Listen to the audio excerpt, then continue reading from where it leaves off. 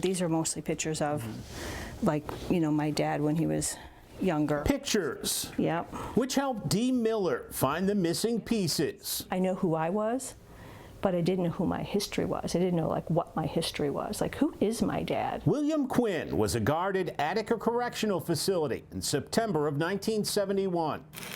And we're going to get what we demand, or we're going to die trying. Demanding more rights and better living conditions, Attica inmates took over the prison on September 9th.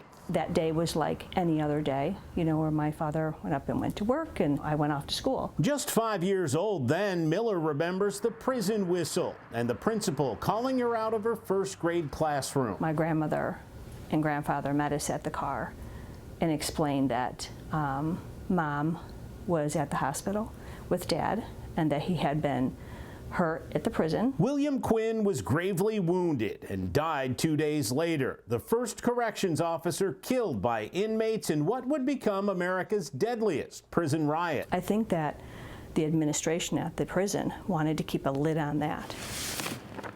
But news reporters got to it very, very quickly. And while the inmates are in the yard, they see it on the TV that the correction officer, Bill Quinn, had died. And they knew what that meant for them. And I always keep this because I always wonder. Miller met journalist and author Gary Craig 2 decades ago when the Rochester Democrat and Chronicle reporter was covering restitution hearings for former Attica inmates. We've known each other forever, so I think we communicate well enough. After years of talking about it, Craig helped convince Miller to write a book. Its release will coincide with the 50th anniversary of the Attica uprising. I've never actually been somebody that kind of wanted to write as what you would call an as told to book, you know, unless it was hers, because her story to me is just so powerful and moving and educational and something we can all, I think, learn from. Miller grew up with so many unanswered questions about her father's death. This is his death certificate. Her family never really talked about what really happened. Miller set out to find out. When I hit college, it was all over with. Like, everything I could get my hands on, I read. Any person that would talk to me, I would try and talk to. That included prison administrators, guards, even inmates, many of whom spoke fondly of her father, some of whom Miller grew to consider friends. Yeah, I mean, let's face it, I mean, her dad was killed by inmates. He was the one corrections officer killed by inmates.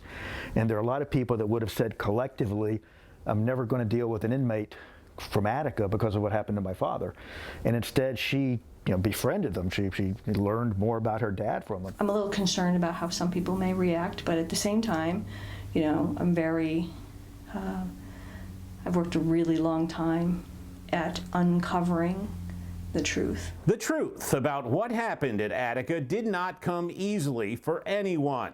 When state police retook the prison, 29 inmates and 10 prison employees died in the gunfire. It was initially blamed solely on the inmates, a cover-up. It's disgusting. Which motivated Miller just as much as the search for her father's story. Yeah, this is like where I think I really get, you know, probably the most angry. You know, you have the state of New York who knows what they did.